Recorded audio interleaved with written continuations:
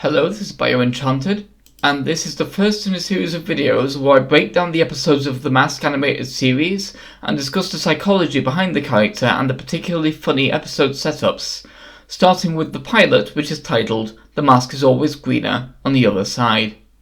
This episode makes clear early on that Stanley is not a good person. He is petty, vengeful, and selfish. However, his mask is benign because he's vaguely nice. As Into the Woods puts it, he's not good, he's not bad, he's just nice. So he doesn't want to actively harm anyone, he just wants generally better treatment, and likes to imagine that he wants to make sure his workplace and friends are safe. I say likes to imagine because the mask himself makes his true priorities clear, because he basically ignores the bank robbers at the beginning of the episode to chase after a woman he's crushing on instead, leaving them to escape easily. He's not as good a person as he likes to imagine, and is deluded enough to think that he is. Psychologically, I'd say that Stanley's superego makes him feel like he needs to care about his workplace, but when that is stripped away via the mask, his id really couldn't care less about crime, and cares more about his romantic pursuits. This is supported by the movie, as his id's reaction to his former manager embezzling was to rob the bank himself, almost rubbing it in like, "Oh, so it's okay when you do it." As Stanley does actually call him out later on when he's getting more confidence for embezzling. Certainly in the movie he got a lot better, but my personal theory is that after Tina left town, I'm assuming because of the bomb threat, I couldn't blame her for wanting to get out of the city at that point, and Ipkiss was too scared of uprooting his life to follow. Stanley started to backslide badly, because she was like the one person in his life that wasn't completely toxic. I mean, Peggy was terrible, and Charlie was an idiot. Something I want to make clear as well is that Ipkiss and the mask are the same person. Hence, when Ipkiss is without the mask, his urges are still the same. The mask just gives him the power to enact those fantasies. When the mask is being terrible, that's the type of behaviour that Ipkiss would do if he could get away with it.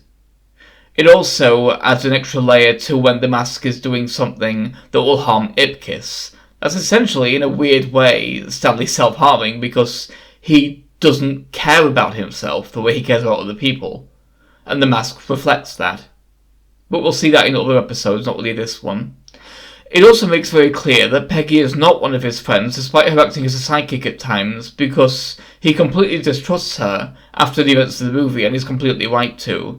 He's basically just keeping an eye on her because her knowing his secret makes her dangerous to make an enemy of, and he knows that otherwise she'll get herself into trouble by investigating something she shouldn't be, because of her obsession with chasing down a big story.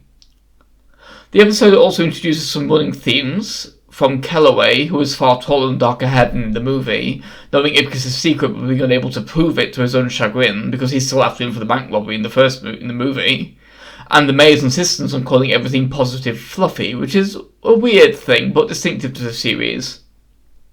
And finally, the idea that anyone can get the mask at any time, so it's not purely going to be Stanley at all time, or Stanley all the time, which is demonstrated by a brief excursion babysitting a child.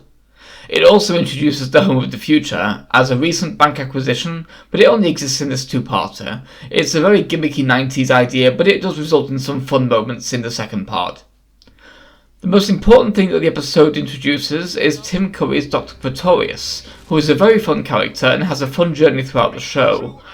He is a mad scientist with a detachable head who insists on the scientist part rather than the mad part, and has some brilliant lines like, the surgical removal of my head to allow for maximum flexibility. His primary sidekick is also a character from the comics, which is cool, the enormous brute Walter, who is primarily silent muscle, but has some development in how he reacts, or rather doesn't, to certain stimuli, which includes some funny bits, like when he crushes a mailbox so that Stanley can't mail insurance paperwork for the aforementioned superhouse, which is hilariously petty, especially given he's been trying to mail that all episode at that point. Pretorius also gives his own theory as to Ipkiss' volatility, that his superego is so overdeveloped because he's terrified of being disliked, that his id is essentially a powder keg of ignored emotions ready to explode at any moment.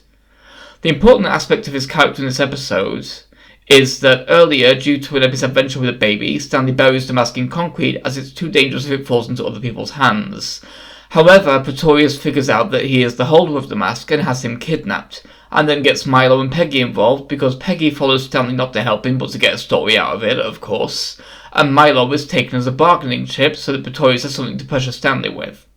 Stanley has a moment of cleverness, however, even though he's mostly an idiot in the show, as he remembers the lab has a clapper and claps the lights off so that he can escape and try and get the mask back, but ends up with a mishap during a fight with Walter at the construction site, resulting in him getting stuck in cement, with Walter bearing down on him, which is an effective cliffhanger. Next time we'll discuss part 2 of the story, and see what else it brings up about the character's psychology, and Ipkiss in general as well. I'll see you next time. Goodbye. Please remember to like, comment, subscribe, and check out my Patreon as well. Speaking of, thank you to James Rossi for supporting me on Patreon.